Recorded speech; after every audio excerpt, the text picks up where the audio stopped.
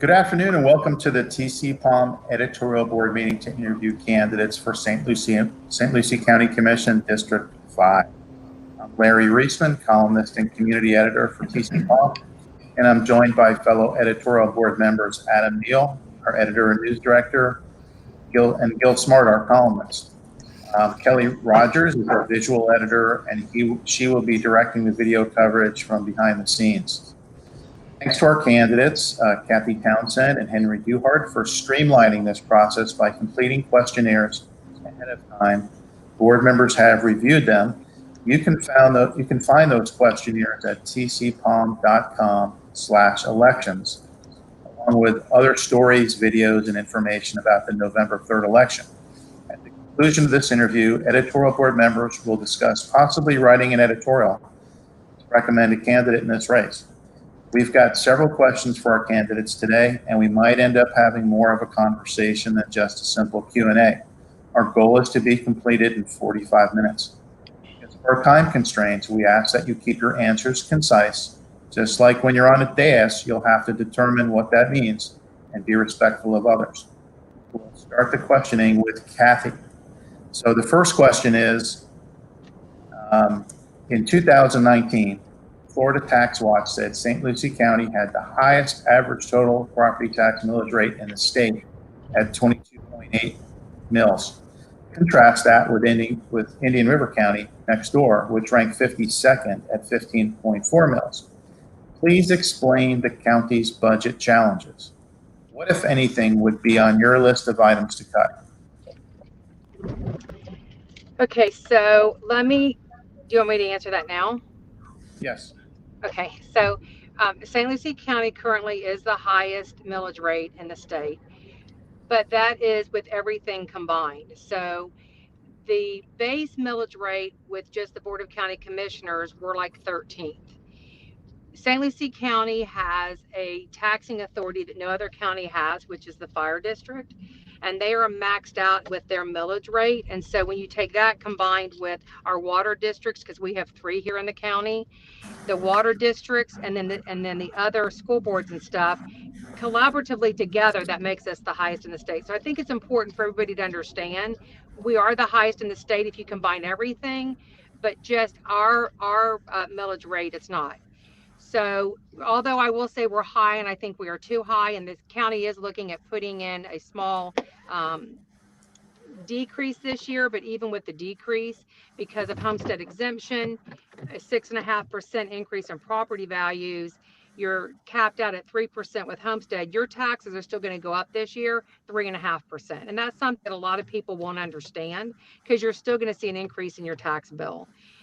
With all of that said, though, ways to be able to combat and help the budget, some of the things that we need to do is we have a lot of property that is high income property.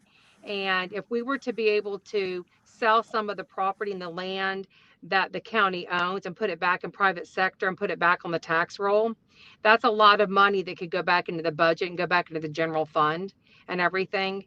Another thing is we do still have a couple departments that I think can be merged with some of the other departments, which would help cut a lot of money from those departments to kind of still do some merging of some of the departments.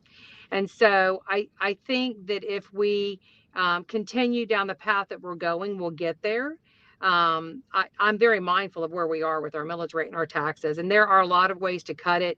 And I think that every year, like in the last 4 years, 2 years ago, property values were up 10.5%.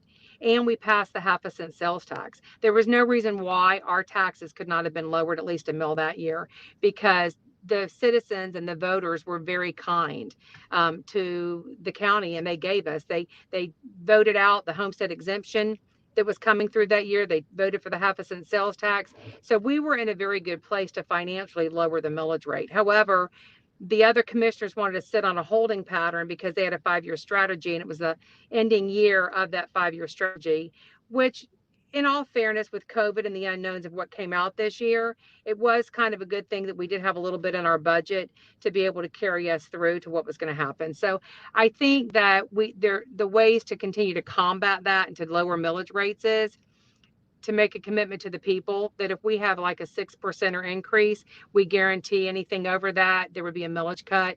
I think that there's land out there that needs to be sold and put back on to the property to be able to be taxed and put it back in private hands. Thanks, Cathy. Just real quick follow-up, not a long explanation, but just can you please name the departments that you might merge and then also the land that you might sell? Just give an example. Okay, so for example, we have a lot of waterfront property downtown where the courthouse is, and the courthouse is millions of dollars because it's an old building. And if we were to sell that to a developer and let them make that like condos or apartments, it would stimulate the downtown growth because that would be ownership. People would shop and eat downtown. We own the whole block from 13th Street up to Virginia Avenue, where we currently are right now with our chambers. If we were to take and do a campus up there and move everybody, state attorney, property appraiser, sheriff, and get Gertrude Walker out of the mall because we pay $300,000 a year in just rent for her. If we could take everybody, put us in a new building and sell off all that property where the sheriff is on Midway Road, downtown Fort Pierce, state attorney, clerk of court, courthouse, and put all of that on one campus, we would save money overall because we would have less money in maintenance. And then all of that waterfront property and all that commercial property on Midway Road, that is millions of dollars that would be more than what it would cost to build the campus for us to have the administration campus there on our land that we already have that's off the tax roll there at Virginia Avenue. Okay, thank you. Thank you. Henry, any thoughts on that? Well, first and foremost, I don't agree with the raising of the tax rates. I understand that there are like many people in this community that would like for you to see taxes decrease. However, that's not the best economic solution to the issues that we face. You know, instead of debating about whether to increase or lower the taxes, because as a person involved in this community, that's all I've seen is a bickering back and forward about increase, lower. Let's give solutions to the people of St. Lucie County. We as county commissioners should be focusing. And the only thing we should be focusing on is how to increase the tax base.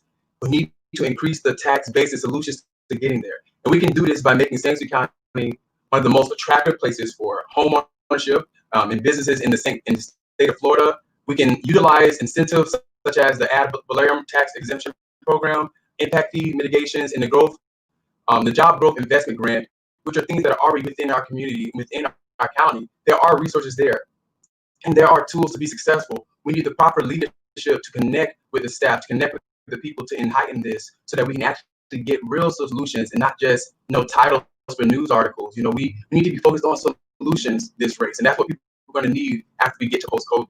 So St. Lucie County, we need to provide St. Lucie County with high quality trade programs. The biggest thing I've heard throughout this county, the underlying thing is people are very, very obviously aware. They're obviously aware that we have the industry, but we don't have the workforce. So what I'm going to be doing is getting better jobs, which means more people who are moving to St. Lucie County, which is evident already. We, over the last 10 years, increased almost a little bit over 10%. People are moving here. Instead of complaining and bickering, let's get ahead of the change and embrace it so that we can protect people and be leaders and think ahead. So for me, contribute to the tax base without the need for increasing taxes can come just by getting better jobs for more people who are moving to St. Lucie County. And let's grow our workforce and expand the industries in this community so that it can benefit our economy for years to come. And because we will begin that discussion of what next, and I'm going to be a county commissioner in the time of the after, after post-COVID, something none of us expected. And, I'm going to be a part of that conversation. I'm going to be making sure that we keen in on those issues and places where we may have to cut. I'm going to do all I can to go out to Tallahassee and work on those grants, that federal funding, that going and building those relationships in Tallahassee and DC. We're going to need somebody who's really skilled at going out there, building those relationships and bringing them back. And since the last time I've seen you guys when I ran in 2018, I think I've shown how in 2 years I can grow and I can bring this energy to our county to build the relationship we'll need to get out of where we are in the post-COVID.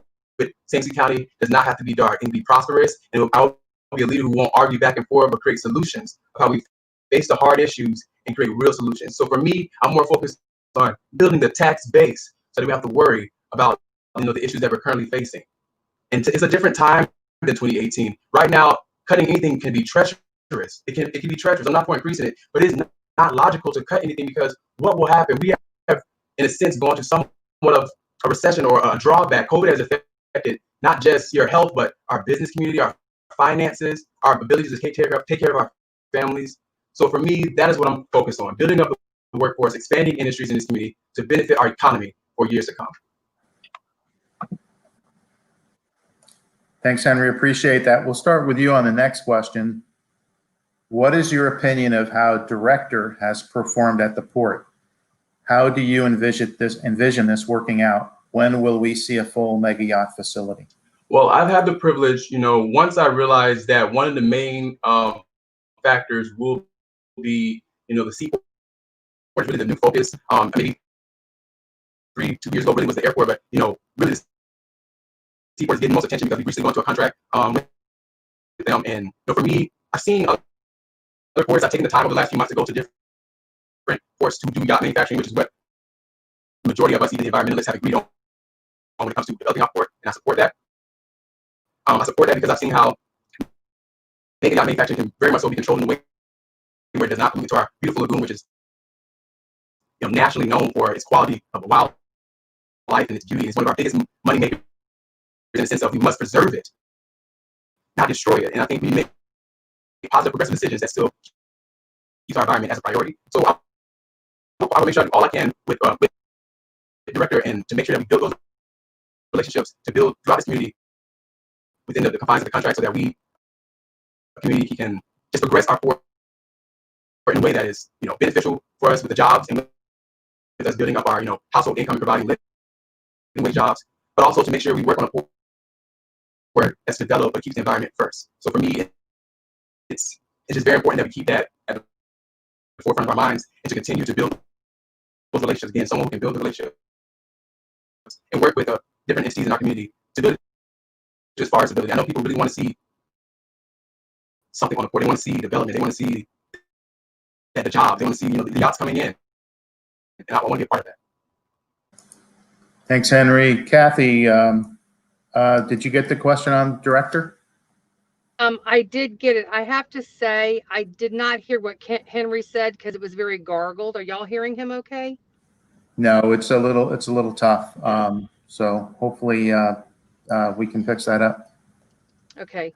So the question was, what did I think that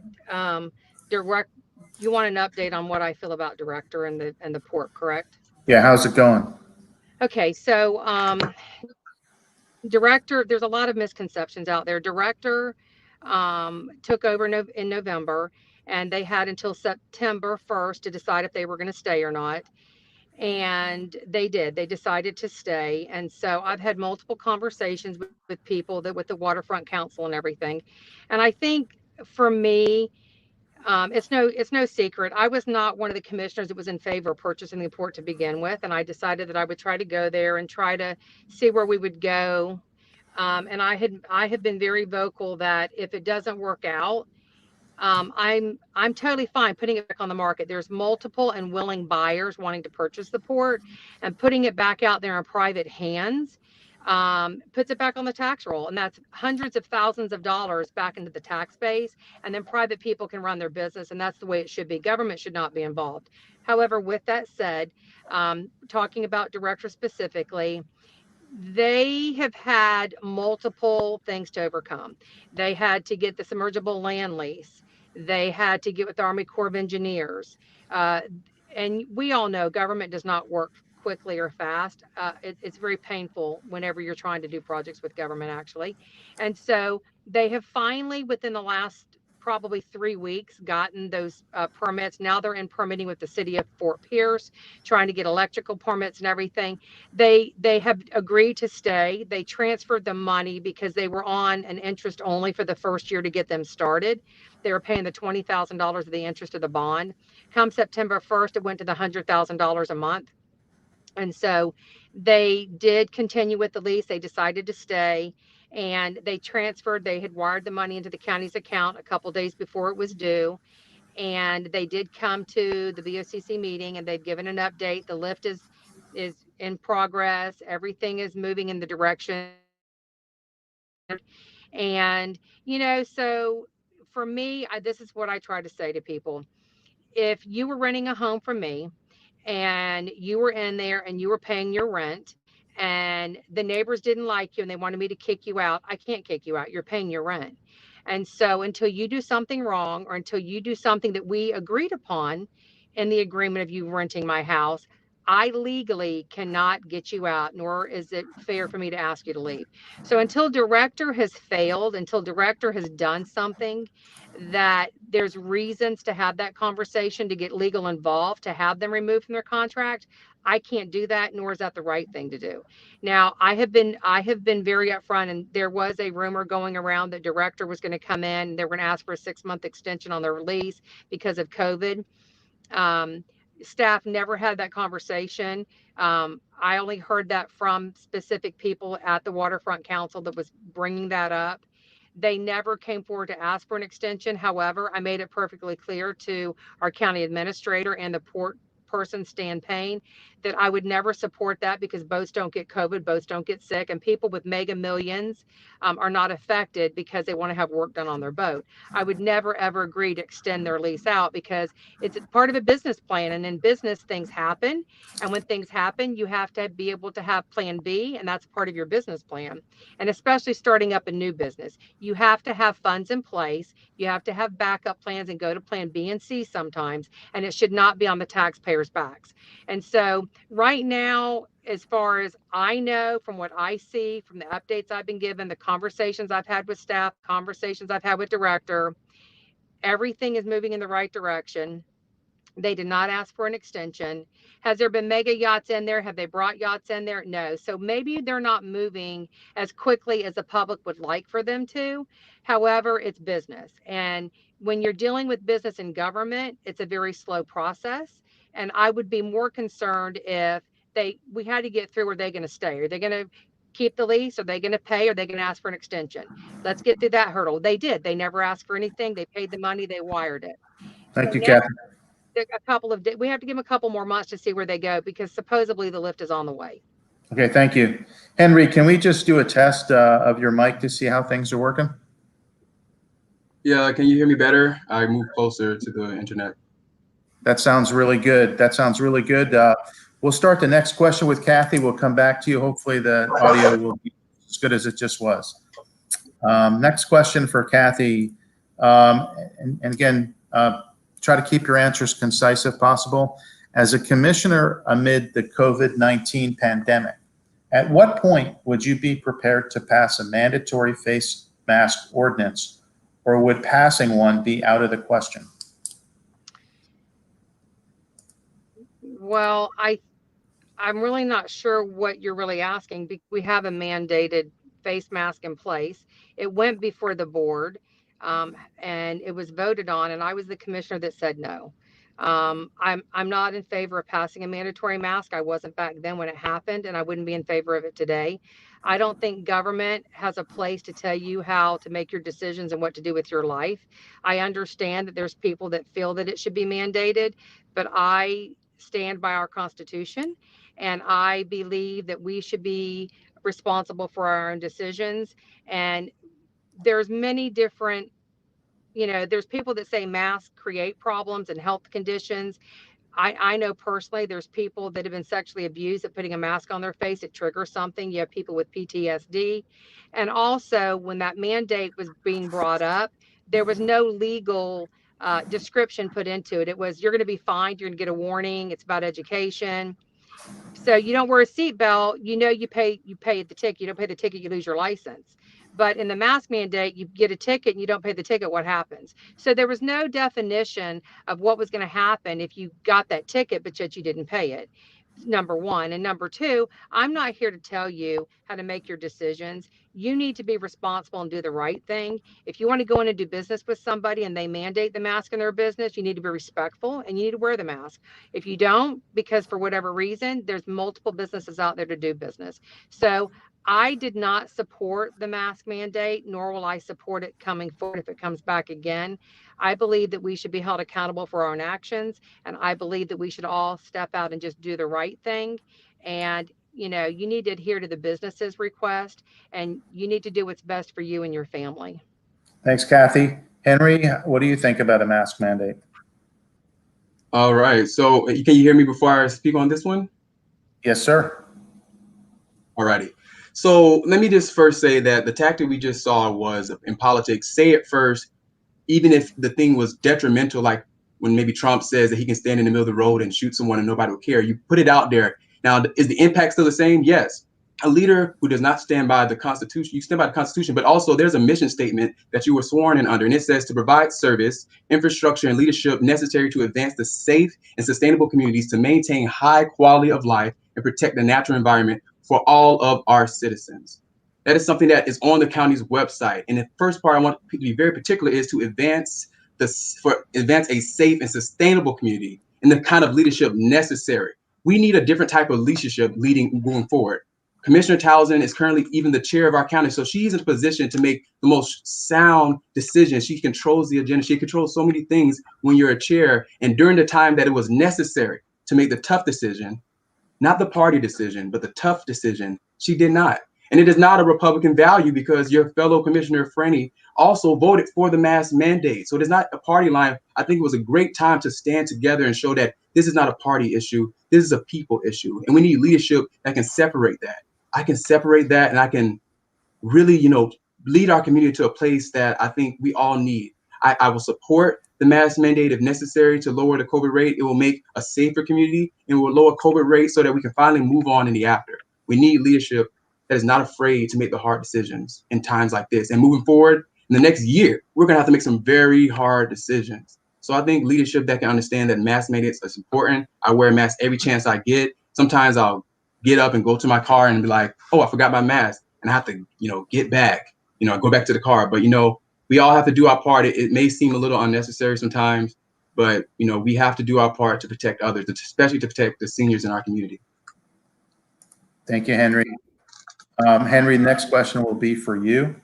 The villages of India would turn 834 acres of former citrus grove to about 2,700 homes and other things, according to a development application. There will be more large projects in the county's future. How, as a commissioner, will you hold developers accountable for what they do? How will you ensure our quality of life is preserved? So when it comes to that particular project, and that's in our district, I think it does meet the need. It meets the need of the fact that over the last 10 years, we've increased close to 10% or more on our population.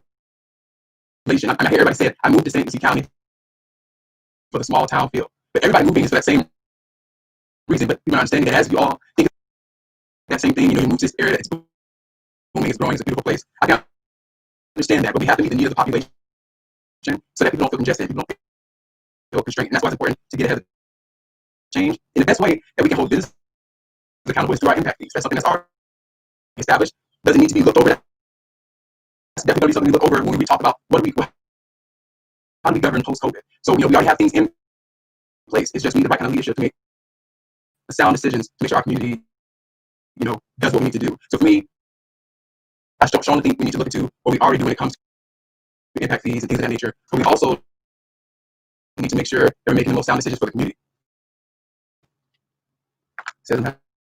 Audio issue again. Yeah, that was a little garbled. I don't know if it's. I'm not exactly sure what the issue is. Can you talk? I don't know why I'm connected to the same internet. I'm sorry, I don't know why it's doing it. That sounds good there. Like when you're just talking there, that sounded good. I don't know if it's. I don't know. Yeah, I just don't know. It's like almost when you speak a little slower, it seems to come out clearer. But so, Cathy, let's. Cathy, on that question, we heard you a little bit, but Cathy, how about yourself on the quality of life issue and development? So I think development is important. Right now we have a housing shortage, and especially affordable housing. We have people wanting to come here. We have people that work here that want to live here, and we don't have enough housing. And even if you go out and you talk to the Board of Realtors, an average house that's a 3.2 pool home that's $3,350. Right now, there are buyers sitting there waiting for something to come on the market. So it's a need. I do think that I've always had a problem with, and I still continue to address this issue, that I think our impact fees are extremely high here in St. Lucie County. You also, on top of our impact fee, have a school board impact fee and you have a fire department impact fee. So that's 3 impact fees hitting you. And then if you're in the city, right? So I feel that we still need to go in and we still need to be mindful and we need to adjust some of the impact fees. Now, as a development and a developer, you don't see it as an individual because the developer puts all that in whenever they do the permitting and everything for a house, and you just buy the house for 300. But where I see it is people that have been here 2 and 3 generations that now want to build their dream home and they want to do an owner builder, they can't afford to build anymore because the impact fees are so high. As far as the development you're talking about, I'm excited for that. North County has been the most neglected part of the county. There's not really been great leadership up here. There's been a lot of good things happen in the last couple of years. And that development going in is going to be like a tradition, right? And they're going to have all the things that's needed in North County. And there's going to be more opportunity, more shopping, more stores, Publix and everything else going in. And it's going to improve the quality of life, even for the people that are there in those areas, because right now they're having to travel to Vero Beach or to Port St. Lucie to be able to shop and grocery shop. There's a few grocery stores and everything, North County, but still, it's going to be a game changer between that and the development going in on the industrial side of Kings Highway at the airport industrial park too. So I think there needs to be some adjustments still on the impact fees. I'm excited for what it's going to do for North County. I'm excited for the opportunities going to be here. And it's also going to be affordable housing that the average houses up in there are going to be in between 250, 300,000. So it's a need, and it's something that this county needs to be able to continue to move us forward.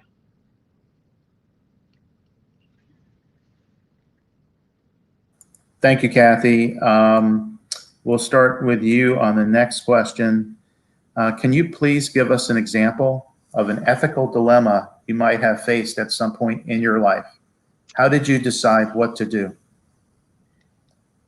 Well, I've always tried to do what's ethical. I've always tried to have integrity and good morals. So me personally, I don't know that ethically that's been something that I've ever had to really think about. I think I've had more challenges by doing the ethical thing since I've been elected to office. And I'll give you an example. There's a business that does business with the county, and my brother-in-law worked for that company for a short time. And there were a couple of things that the board was going to be voting on with that company. And I felt that ethically and morally, the right thing to do was for me to recuse myself from that decision, and I did. Another example is there is somebody that I'm friends with that has a contract through lease with the county and was going to have some concerns coming forward. So I went to legal and said, I need to recuse myself from this because I know this couple. We have dinner together. We break bread together. I know that I can make a decision based on what's right. And actually, I would be voting no against him, even though he's a personal friend. And I even told him that. I said, I would never, ever agree to that. It's not the right thing to do. Again, that's your business. So ethically, for me, I struggle with, because I know people and I've built relationships with people with business. When things come up, I always have to go to legal and say and ask, this is where I was with this project and this is where I was with this person. And my heart's telling me that I need to step back and not be involved in that and not take a vote. But then if you do that and everybody, you'd be recusing yourself from everything. So I try to disclose if I've had those conversations. And if it is something that's personal, that's a family member or something that has any involvement with the business or decision we're making, I've always recused myself from that, because it's important to be ethically correct and to have the integrity and to do the right thing. Thanks, Cathy. Henry, did you catch the question? You want me to read it again? Yes. Is the audio better? Sounds good. It sounds good. Yep. Okay. I'm sorry. Technology. Can you repeat the question though for me?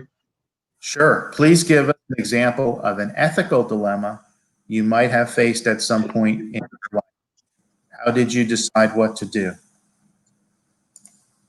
Okay. So I've served on a few different things, such as being the vice chair for the 40 Young Democratic Party here. I've worked on different presidential campaign. I work for different PACs, and I've had to, in management positions, most recently being an operations director. And so there are situations, of course, that come up where you have to make, ethical choices. A lot of times when you're dealing with a team and people of different personalities, you have to evaluate different situations because potentially they come from different backgrounds, different understandings, different experiences. And I've had to be actually the mediator of ethic issues between, coworkers or people who are, field reps for the organization, and help solve those issues. But also with myself, there's many times where I've had to even sometimes let go of a friend who was working within the organization, or whatever decision I would have to make. For me as a leader, you should always be able to make the ethical decision. If you evaluate the situation, take a step back, look at everything that is there before making the decision, then make the right decision. Not that hard to make the right decision. And I've done that throughout my career and my leadership roles, and I'll continue doing that as your county commissioner, to make ethical decisions and to be able to step into different experiences. I've had to step into the experience of so many different people throughout this county, and I think that's a tool into making sound ethic decisions at the board. A leader who can go into these communities, not just in election years, not just to make, nice photos, but within those photos, there's work, and I've proven that it's not just a Facebook thing. I really do this every day. I go out and I put myself in the community. So it's important we have people who know how to be in the community so they can make the right ethic decisions when they're on the dais representing a diverse county of people. Thanks, Henry.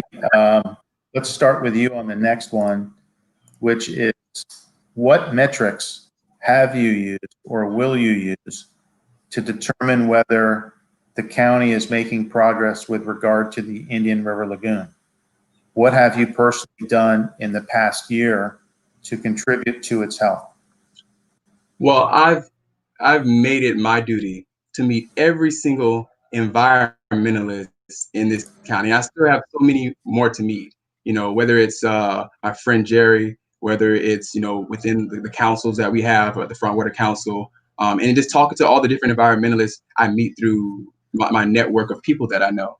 So for me, I think the first thing we need to do as leaders to make sure we have a relationship with those with the knowledge of how to make sure that with development, with smart growth, we are making the sound decisions to preserve our environment, which I've stated before. The Indian River Lagoon, people don't understand, how much of a wonder our lagoon is to people, not just in this county, the region, and the state, but throughout this nation. We have the most diverse, place. It's this ecosystem, its beauty, and in its simplest ways, when we don't touch it, when we don't overdevelop near it, it naturally does what it needs to do. So preserving it in return actually makes us a better community. And so for me, I think it's going to be very important to develop relationships with all of the environmentalists, all the different organizations, and to also build bridges between the environmentalists and the developers. We have to allow them to have the conversation, even if it's a hard one. That's what the process of all this is. Having the hard conversation, but creating a solution. And I've stepped into so many different rooms, so many different types of personalities and backgrounds and experiences. And I think that the best thing we can do for our environment moving forward is to get the knowledge from those who have the knowledge, as our local environmentalists and also those beyond, but also build and mend those bridges and create those safe spaces and those productive spaces for development and environmentalists to finally have a conversation of how we can move together forward, because they both play a part in the future. And if we take a little bit of everything, I'm pretty sure we can find a solution. I like to say that everybody has a piece of the puzzle. Everybody. I tell people that openly, whether you're a Democrat, whether you're an independent, whether you are a Republican, I don't care what you are. We all have a piece of the puzzle. Too much of anything creates imbalance. So I'm a leader who's shown that, and I'll continue to show that, and I will spread that and make sure that we all grow together. Thanks, Henry. Cathy, would you like me to repeat the question? Please. I think I know, but just to make sure. Yes. Let's see. What metrics have you used or will you use to determine whether you are making progress with regard to the Indian River Lagoon? What have you personally done in the past year to contribute to its health? So I am very fortunate that I have a lot of friendships with the people in Tallahassee and DC that fight for this. And again, it's going to seem like it's party affiliated, but it's really not. Hang on. Something's speeding up. Can you hear me? Is that better? Did I lose you? No, you're good. We can hear you. My phone was speeding back. Okay, so I have worked closely with Congressman Mast on stuff with the lake and the Taylor Creek and the Indian River Lagoon here. And I am also very good friends with Isla Pites, who we all know is a water harrier.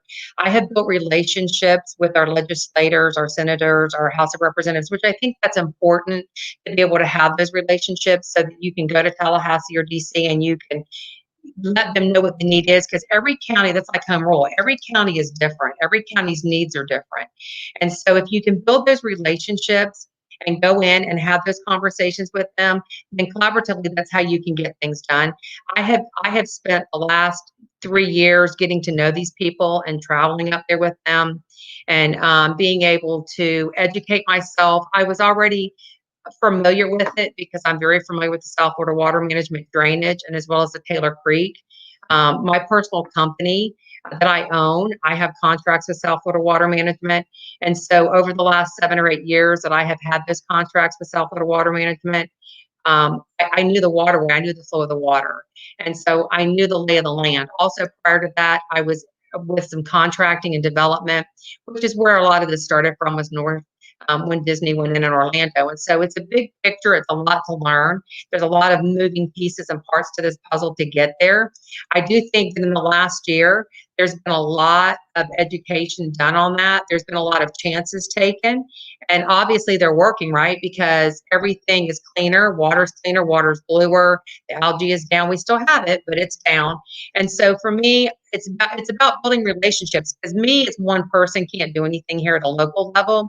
What we have to do has to come from above. But what you can do at a local level are things that are being done. So you have the Moores Creek cleanup there, right? You go and you have conversations with Nettles Island over there coming in their backyard off of the lagoon there. And so it's getting involved with nonprofits and letting them go out there and you be a part of that and doing the water cleanups with them, the oyster shells, Wesley's Island, and being involved and letting the community know that you're out there and you care, but also it's the relationships from above to be able to get things done to bring funding home. You know, President Trump yesterday just signed $1 billion bill on nothing but cleaning up our waterways and our environment. That happened yesterday. I'm sure you all know that too. So it's about building the relationships locally here with the people to let them know and be mindful of what they can do to help the water, but also from working up above. Thanks, Cathy. Next question, we'll start with you. Can you please name, you don't have to go into great detail, but can you please name the 3 greatest road or transportation needs in St. Lucie County? Okay, the greatest transportation needs is we have done a really good job at creating jobs, blue collar jobs actually, in our manufacturing. It's a targeted industry that we have here in St. Lucie County. And the corridor mainly is all around the airport. It's on St. Lucie Boulevard and up to Industrial 3 and that. And through the inner city and local area of the city of Fort Pierce is where a lot of that workforce comes from. Prior to making the transition into the transportation with MV Transportation, they couldn't get to work. They couldn't afford to go by cab or Uber because they weren't making enough money to pay their bills without working 2.5 jobs to begin with. So that was a big problem to be able to do that. The new company coming in, hit the ground running. They've implemented stops. We are working on bus stops at the 3 major manufacturers there, Pursuit Boats, Maverick, and A1 Truss. To be able to get the transportation needs there. Another big need is the city of Port St. Lucie. A lot of the people that live in Port St. Lucie, they came here. They came here from up north. They've never owned a car. They never knew how to drive. They've always taken a bus, a train, a subway. And they get here and they're elderly, some of them, but even the younger generation, they've never had to own a car. And they come here and the jobs they have it's not affordable for you to pay the rent and get a car. So the transportation in Port St. Lucie needed to be revamped, new stops, needed to be added for people to get from point A to point B. As simple as there was never a stop at Tradition Hospital. The stop was over in front of the vitamin shop at the north side of Tradition. And I get on the bus and I ride the bus. And so for me, I identified that and I worked with transit to be able to implement a stop at the Tradition Hospital because a lot of people were going there. So I think that Port St. Lucie is on the mend. The stops are being added as we go with this new company. The stops down in Lincoln Park area and the inner city areas, those stops are being made to get the people to the manufacturing jobs. And I think that eventually, as the corridor grows to the north, up to the Lakewood Park, up 95, where a lot of those homes are going to be built, that's another avenue where there's going to be a lot of your middle income and your millennials and stuff living. There's going to have to be some mindful decisions made to implement bus stops up there. Is that what you were asking about the transportation? That's all your opinion. Yeah. So thank you for your, Henry, we'll go to you with this question as well. Can you please name the 3 greatest road or transportation needs in St. Lucie County? Well, let's break it in half, because as county commissioners, we're supposed to lead and progress and develop the entire county. So when it comes to the southern part of our county, I think some of the best thing I've seen is Crosstown. Like that was, I know that is within the city limits, but that road development showed, what can really, how much access and accessibility you can give to locals if, just based off of proper road development. So I thought that was a great thing. I know working on a exit on Midway from the Turnpike is another project that is being looked into. And I've loved the things that happen within St. Lucie West with expanding some of those roads and doing all the different remodeling that the county has already been doing. I also think within the northern part of our county that we need to start being keen focused on the roads that are going to need to be progressed when it comes to our industries. In the north part of our county, we have both a seaport and airport that will eventually, progress and develop. So I think we need to really start looking into some of those bigger road projects in the northern county. And like they say, it's going to spread there soon. Eventually is what they say. I want to get to the point where we're actually just, spreading balanced development. I've literally been to county commissioners meetings where people were saying, please stop building. You have one part of the county that's literally saying, please stop building, and another county that says, please build. So I think what we need to do is have leaders that can understand a balanced development throughout the county so that we progress together, so that no one progresses stepping on top of one another, no infighting. We are progressing together. We're a better county when we work together. So spreading that development for future big projects, I think also is key. And I love what I've been seeing also already. I just want to be a part of it and emphasizing and enhancing what we're already on the road to doing. But, with the right leadership, we can get even farther and we can really enhance what we have already. Thanks, Henry. We're getting towards the end here, so we'd like to give you a couple of minutes if there's something that we've missed that you'd like to tell us. Henry, we'll let you go first since you're next up. All right, so it's like the closing statement. Yeah, if you like, anything that we missed, anything you'd like to bring up that we missed, or anything else, sure, whatever you'd like to say. Cool. So first I just want to say thank you for this opportunity, TCPalm. When I first came to you guys, I was 24 years old, ambitious young man wanting to run for city council for District 1 in my hometown. And over the last 2 years, it's really sparked something in me. I love music and art and putting together festivals. That's the business that I'm in. But realizing and moving back home 4 years ago really just, when I seen what was going on and the fact that if we had the right leadership, when I began to understand the local political structure, we could really make some great strides and everyone can be a part of a progressive, a more forward-thinking St. Lucie County, no matter what affiliation or who you are. St. Lucie County can work for the many.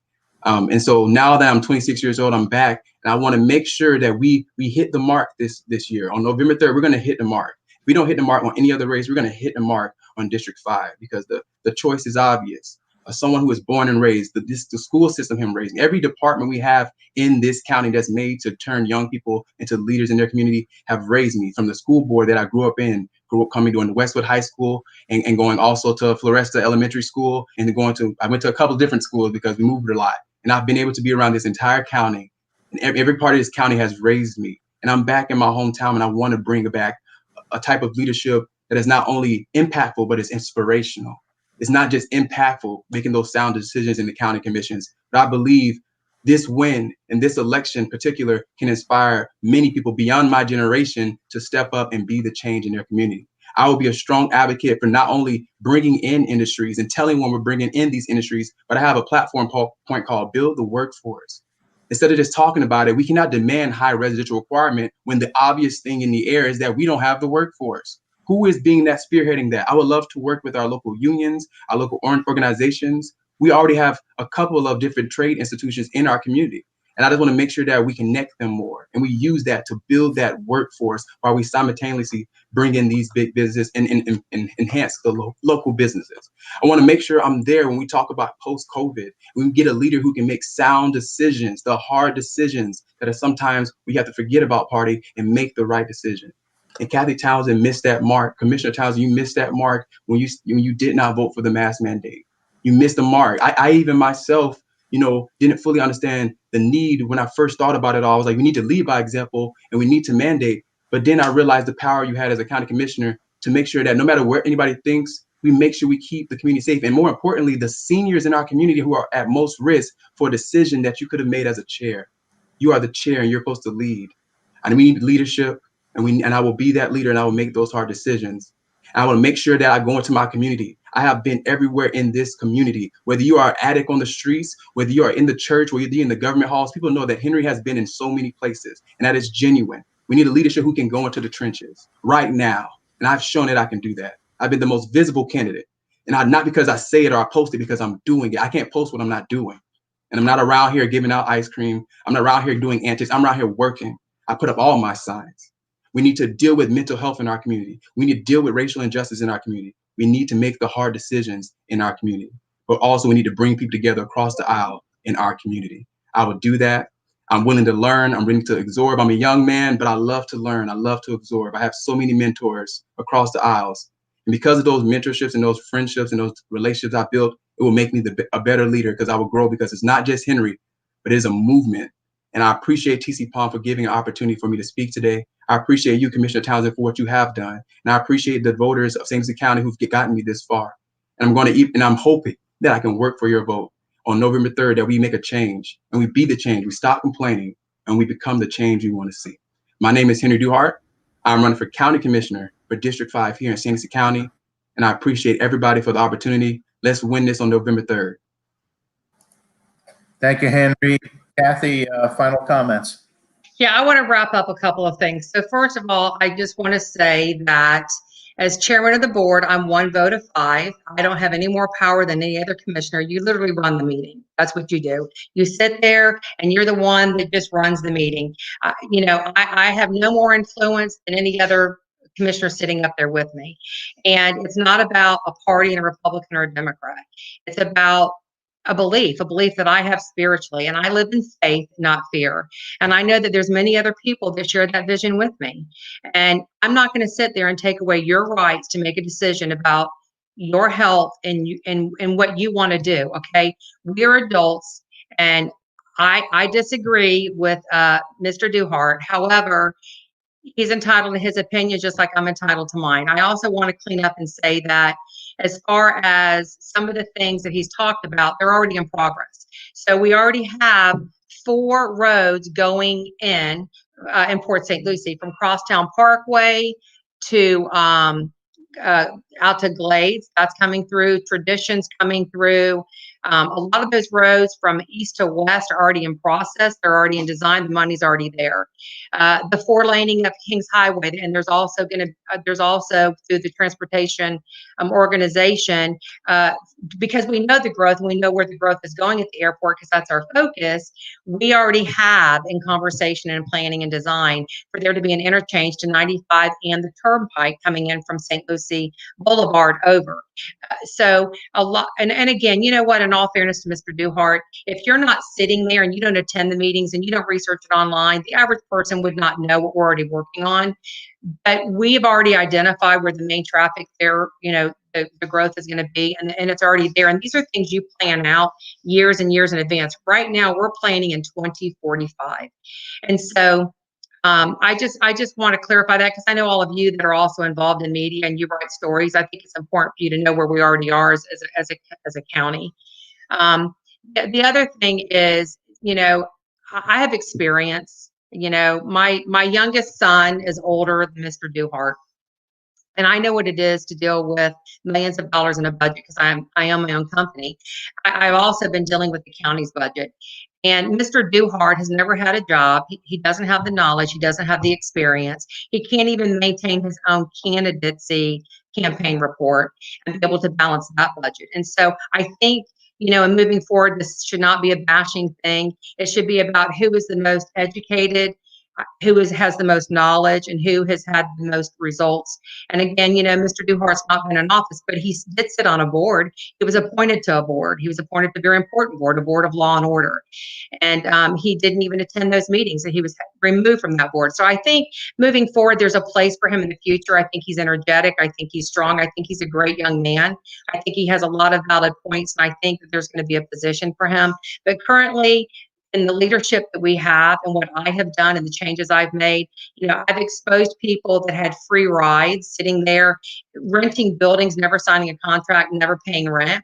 And I rallied and championed that, and I had them removed from that free ride. I went out and I had interlocal agreements done between us and Indian River County. I've made legislative changes at Tallahassee level, which most local commissioners do not do. I looked at the sustainability of small businesses, which is what basically the city of Fort Pierce is. And I changed the square footage for alcohol, which is a game changer for small businesses to be able to serve a full bar rather than beer and wine. And so between me and my opponent, you know, I have experience, I have the knowledge, and I've already been doing this. You know, in 2016, when I ran on a platform of being a voice for the small businesses, and I have done that. And I know that we are still failing the small businesses, or I know that we still have a lot of work to do. I know that there's still, we need to identify our homeless. We have to continue to work, and we can do better on that too. And that's another reason why I'm running again. A lot of the things that I wanted to do, I did do in my first 3.5 years. And I believe in term limits. I believe that you should not be able to sit up there and be a 16, 20-year commissioner. And so for me, I'm out there asking for people's vote again. Again, thank you to you all for taking the time to be a part of this process.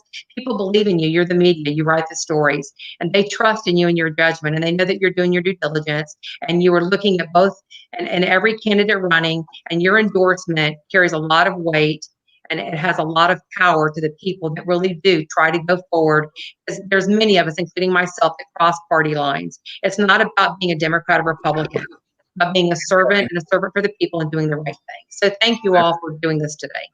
Thank you. I've got to give Henry just a minute to just respond to your comments about the, just very quickly, 30 seconds. Okay, I got you. So this is a clear thing of ethics. You looked at me and said, I've never had a job. I have been an operations director for a political organization that managed $70 million. I have worked for Tom Starr's Next Gen America. I have also worked on a presidential campaign. I've worked in this community since I was 14 years old, whether that was mowing lawns in Port St. Lucie or in Fort Pierce, whatever I had to do to make a dollar. And I did, and I've been like that my entire life. So that's an ethics thing, because you see me, you say, I've never worked. And that's something wrong. And you need to make the hard decisions in today's time. I did not interrupt you. That's an ethics thing, and that's decorum. You just said you've owned businesses. You have owned businesses, but because you failed to look at the particular things in those businesses, like your bed and breakfast, and you didn't respect the laws of a residential community, you had to stop that business. So don't just throw things out there. Do not demean what I've done. You know, I am a young man I'm of this community. And to say that I have not done that I've never worked, that I'm not ready for position, it's just not what most people are ready to hear. We want new blood. We want fresh blood. And my age is my power. And because I was raised here, that's even more powerful. I'm Henry Duhart. Vote for me. Be the change. Don't complain. Thank you all. Thank you both candidates for joining us. We appreciate the fact that you're both running. And what is, very quickly, Cathy, you have one response limited to one sentence about the only thing that I heard was about the if you want to talk about the bed and breakfast. We have to. So my bed and breakfast there was nothing wrong with the bed and breakfast. It was actually bad politics and corrupt politicians that were sitting in office that had hidden agendas. And I actually went up against the county on that, and I won, and I remained open. I ended up selling it because of the recession of 2008. And so we've got to really limit it. We're at our time limit, and I thank you both for joining us. If you want to read more about this election or others, join us at tcpalm.com. Thank you again for joining us today. Thank you all.